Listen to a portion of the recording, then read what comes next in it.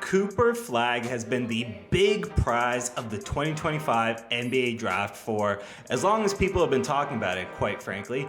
Dating back to even before the 2024 NBA draft, scouts and fans everywhere were looking at Flag, identifying a franchise-altering talent. To this point in the season, as March Madness continues, Flag has done absolutely nothing to change anybody's opinion of him. Many still hold him that high regard, and when looking at his stats at Duke, it's understandable why.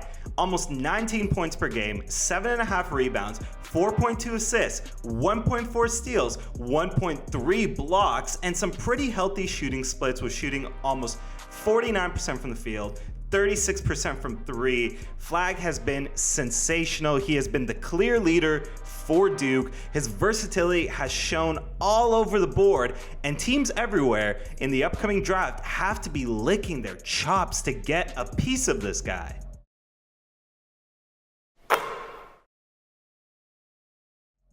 The Raptors quickly committed themselves to a tank this season, but a couple of things have derailed it.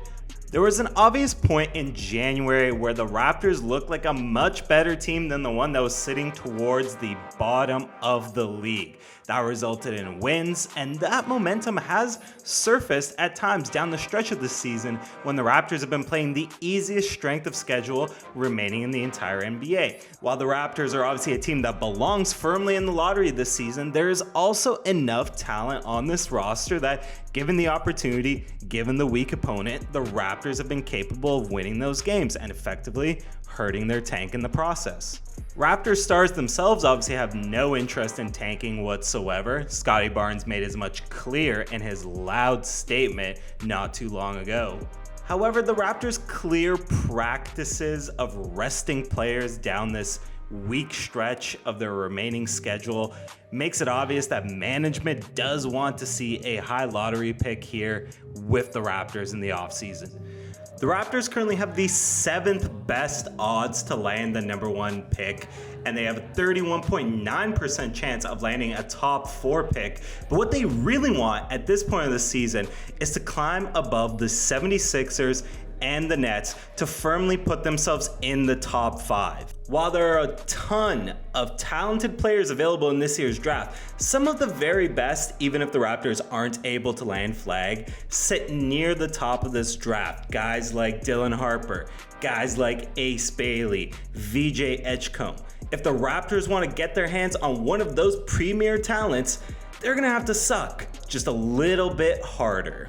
While the Raptors are certainly a good spot where they are now, they'll likely be relying on luck as there are teams ahead of them that have overwhelmingly committed themselves to being terrible this season, something that Toronto, quite frankly, isn't. Needless to say, Raptors fans everywhere are already looking ahead to the offseason and quite frankly to the 2025-26 season when a new lottery pick and even a shiny new toy in Brandon Ingram will be wearing Raptors jerseys. So what do you folks think? Drop your thoughts about this Raptors season, the tank, and everything in between in terms of the direction of the Toronto Raptors and whether or not you like it, hate it, or, somewhere in between.